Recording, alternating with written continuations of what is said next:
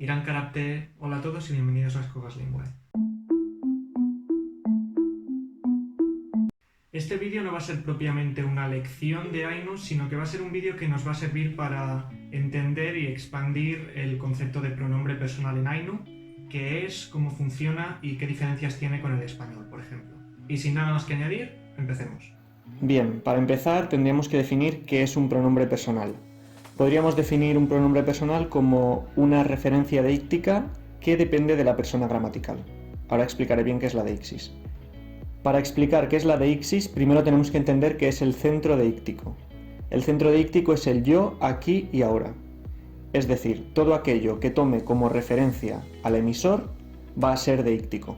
Por ejemplo, en expresiones como entonces, este o aquel, tenemos que utilizar como referencia al emisor para saber a qué nos estamos refiriendo. Aquella silla no significa nada, a no ser que sepamos dónde está el emisor, seamos nosotros o sea otra persona. Si decimos, por ejemplo, entonces, necesitamos saber en qué momento nos encontramos y de qué estamos hablando para saber si nos referimos a un momento pasado o a un momento futuro y a cuál. Y esta referencia va a depender del emisor. Dicho esto, teniendo en cuenta que los pronombres personales son básicamente referencias deícticas, es decir, referencias que dependen del emisor y que son personales en el sentido gramatical de la palabra, es decir, que puede ser una primera persona, una segunda persona, etc., también podemos tener en cuenta que estos pronombres pueden ser endofóricos o exofóricos. Un pronombre endofórico hará referencia a algo que ya se ha mencionado en la conversación o en un texto, mientras que un pronombre exofórico hará referencia a algo extralingüístico, que dependerá del punto de referencia, que es el emisor. Los pronombres de primera y segunda persona siempre van a ser exofóricos, puesto que no dependen de un contexto lingüístico, sino de la persona que habla, y esto siempre lo vamos a ver de manera extralingüística. Nunca vamos a necesitar un contexto conversacional o textual para saber quién es yo o quién es tú. Mientras que los pronombres de tercera persona pueden ser tanto endofóricos como exofóricos. Por ejemplo, si yo estuviera hablando con una persona y dijera él es Juan, señalando a alguien, este él sería claramente exofórico, puesto que no depende de ningún tipo de contexto lingüístico, depende de a quien yo como emisor esté señalando. Mientras que si dijera él estaba ayer en la fiesta, este él aquí sería un pronombre endofórico, puesto que la persona a quien hago referencia va a depender del contexto. Igual hemos hablado de esto antes o ya sabes a qué me refiero. Antes de explicar y ver directamente los pronombres en Ainu, vamos a ver cómo funcionan los pronombres en español para poder compararlos. En español podemos clasificar los pronombres según persona, número, caso y género. Cuando hablamos de persona gramatical, hablamos de la distinción de estos pronombres dependiendo del referente deíctico dentro de la conversación. Es decir, podemos tener una primera persona que hace referencia al emisor, una segunda persona que hace referencia al receptor o una tercera persona que hace referencia a alguien que no es ni el emisor ni el receptor.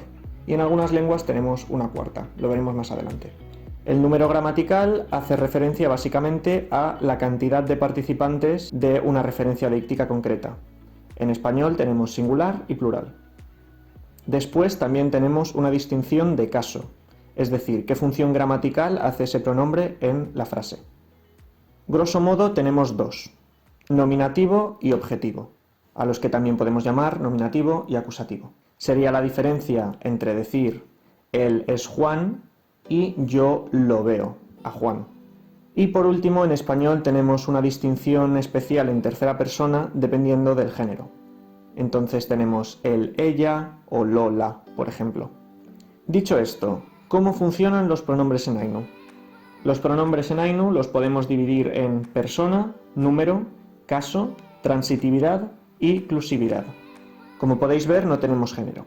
Empecemos por la persona gramatical. En Ainu tenemos 4 personas. La primera hace referencia al emisor, la segunda al receptor, la tercera a alguien que no es ni el emisor ni el receptor y la cuarta a un participante indefinido. Esto podríamos traducirlo al español con un uno. Uno nunca sabe, por ejemplo.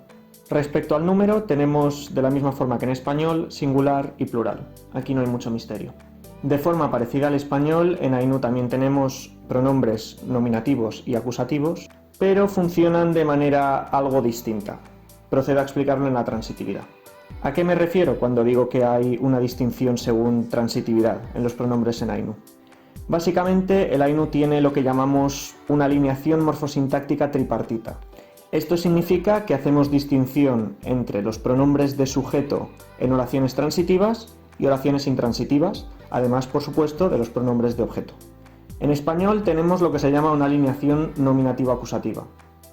Los pronombres de sujeto de las oraciones transitivas e intransitivas funcionan en conjunto, se marcan de la misma manera, y por eso puedo decir yo veo a Juan y yo duermo, y sea transitivo o intransitivo el verbo, la forma va a ser la misma. Y luego tenemos una forma especial para el objeto. Entonces, si en Ainu dijéramos, por ejemplo, nosotros bebemos, con la primera persona del plural exclusiva, ahora procederé a explicar esto, diríamos chiku. Este chi significa nosotros. Mientras que si dijéramos nosotros vamos, diríamos payeas. Como podéis ver, dependiendo de si usamos un verbo transitivo como beber o un verbo intransitivo como ir, la marca de sujeto va a ser diferente. Y a esto es a lo que me refiero cuando digo que tiene una alineación tripartita. Si tenemos un verbo transitivo, el sujeto será de una forma, y si tenemos un verbo intransitivo, será de otra. Y el objeto, igual que en español, tiene una marca especial. A estos tres casos los llamaremos ergativo, absolutivo y acusativo. Bien, ahora explicaré exactamente cómo funcionan los pronombres en Ainu. En Ainu los pronombres son afijados, es decir, se unen al verbo. También tenemos pronombres no ligados, pero estos se usan mayormente con una función enfática, no son necesarios. Y aunque mucha gente esto no lo suele considerar, en español pasa exactamente lo mismo. En general diremos canto en lugar de yo canto. Ese yo mayormente es enfático. En Ainu pasa lo mismo.